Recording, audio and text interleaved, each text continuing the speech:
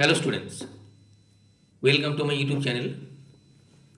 Today I am going to discuss about the history of English drama. Introduction. How dramatic you are is your response. When a friend exaggerates or overreacts, it means you are correctly using the adjective form of the word drama. Drama is a performance which is essentially loud, exaggerated, and larger than life. It is an audiovisual medium. The audience sitting around in front of, close to, or in the last row of the theater should be able to hear and see the actor on stage.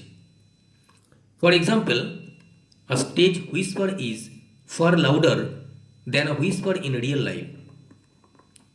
This would be an example of willing suspension of disbelief. It can be defined as a willingness to accept the unreal. It may also mean sacrifice of realism and logic for the sake of enjoyment. The term was coined by the poet and aesthetic philosopher Samuel Taylor Coleridge. The term often applies to fictional works of the action, comedy, fantasy, and horror genres.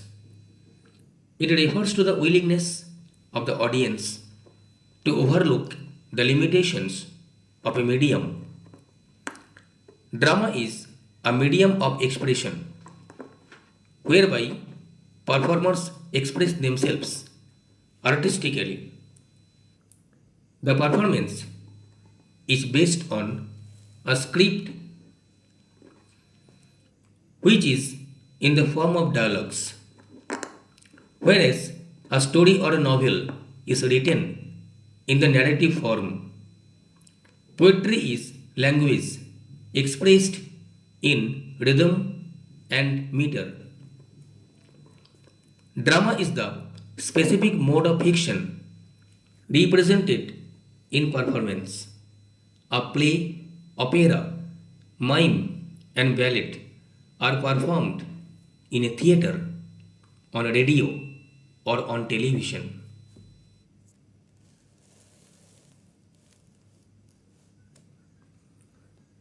What is drama? Drama is a composition in verse or prose to be acted on the stage in which a story is related by means of dialogue and action and is represented with accompanying gesture, costume, and scenery as in real life. According to Shorter Oxford Dictionary. Next definition is drama is a composition designed for performance in the theater in which actors take the roles of the characters, perform the indicated action, and utter the written dialogue. It is according to a glossary of literary terms by M.H. Abrams.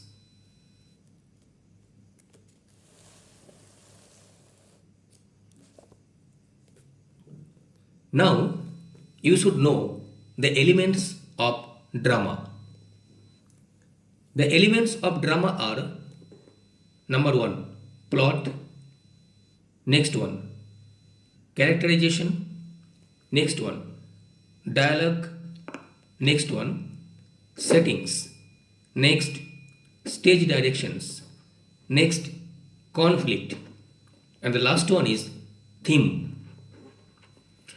The four closely related areas of focus are the focus of the scene, next, the focus of the audience, next, the focus of the character, and the last one is the focus of the actor. Now, you should know the objectives of drama. After studying this unit, you will be able to understand and identify drama as a genre of literature. Learn the definition of drama, explain the difference between drama and other forms of literature. Explain the basic elements of drama. Understand the types of drama. Now, you should know the types of drama. As we know, drama has three types. Number one, tragedy. Number two, comedy. And the last one is tragic comedy. Now, comedy has few types. Number one, romantic comedy. Number two is sentimental comedy. Number three is classical comedy. Number four is comedy of humor. And the last one is comedy of manners.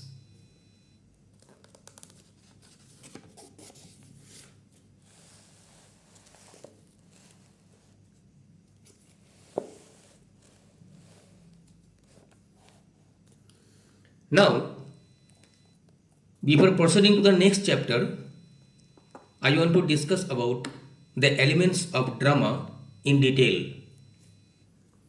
The first one is plot. What is plot?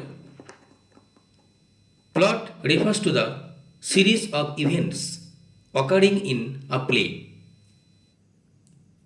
Next, characters denote the imaginary persons shown in a drama. Characterization means to reveal peculiarities of the characters. Dialogue denotes at least two speakers. Stage directions denote performance of the actors during the course of the development of the story, along with the use of set lighting, music, and costumes. Conflict is the essence of drama. Theme is the main idea or point of a play stated as generalization. Now, I will discuss about a short history of drama. Introduction to English drama, theatre. Drama has its origins in folk theatre. We therefore cannot consider drama merely as a part of literature. Words are the medium of literature as an art, but drama is a multiple art using words, scenic effects, music, gestures of the actors, and the organizing talents of a producer. The dramatist must have players, a stage, and an audience. The beginnings of drama in England are obscure. There is evidence to believe that when the Romans were in England, they established vast amphitheatres for the production of plays. But when the Romans departed, their theatre departed with them. Then there were minstrels. People enjoyed their performances. Gradually, by the 10th century, the ritual of the plays, that itself had something dramatic in it, got extended into the rudiments of a play. Between the 13th and the 14th century, drama started having themes which were separated from religion. The words themselves were spoken in English. A longer dramatic script came into use, and they were called miracle plays. Later, these religious dramas were the morality plays in which characters were abstract vices and virtues. These were allegories.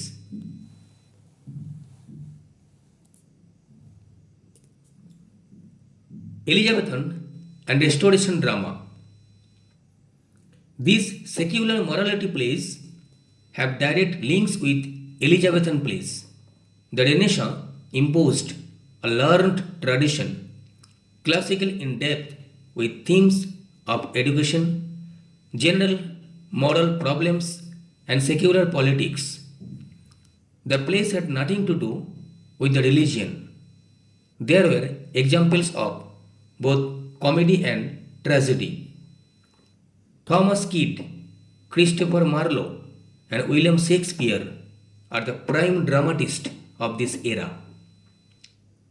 It was Kidd who discovered how easily blank verse might have converted into a useful theatrical medium, which Shakespeare used brilliantly in all his plays.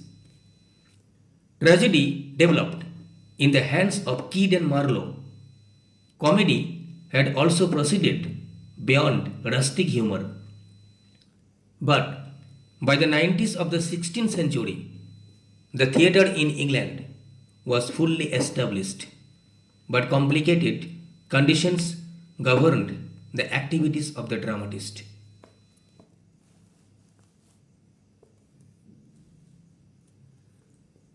The public theatre of the 16th century differed in many important ways. From the modern theatres, it was open to sky without artificial lighting. The stage was a raised platform with the races at the back supported by pillars. There was no curtain, and the main platform could be surrounded on three sides by the audience. Around the theatre, there were galleries. In the 17th century, the enclosed theatre gained importance. There was increasing attention to scenic device as theatre became private.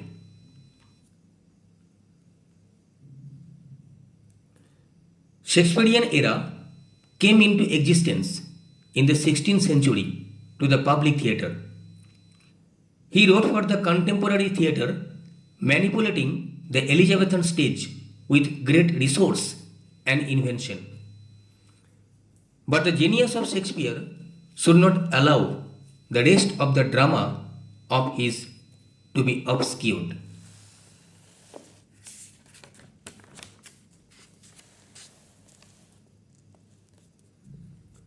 Contemporary to him was Ben Jonson, a classicist, a moralist, and a reformer of drama. In comedy, Jonson's genius is found at its best, and his influence was considerable. The Restoration dramatist leaned strongly upon him. Closing the theatres by the Puritans in 1642 brought this greatest of all periods in the history of English drama to an end. With the Civil Wars, no theatre existed between 1642 to 1660. The next phase was appeared after the Restoration produced a very different kind of dramatic literature.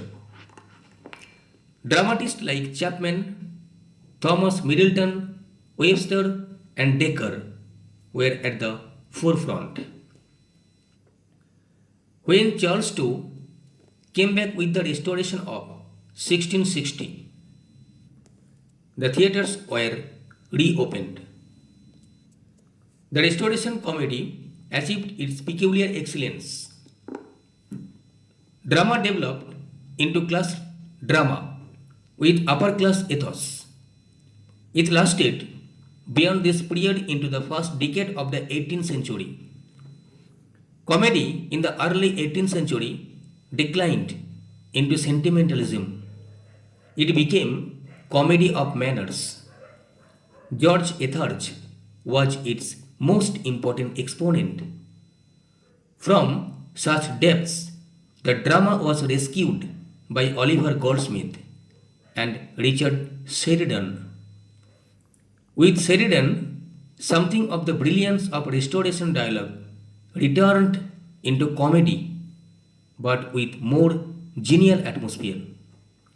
The characters were firmly presented with clarity, reminiscent of Johnson, but with no depth in Sheridan's world, no new interpretation of human nature.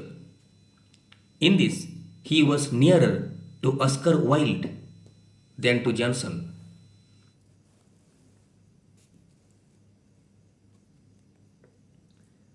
Next, modern drama. The modern theatre, with its picture frame stage, its actresses taking female parts, its movable scenery designed to create a visual image of the local of each scene, and its artificial light was developed during the Restoration period. There is clear influence of France on theatre, the audience, and the themes.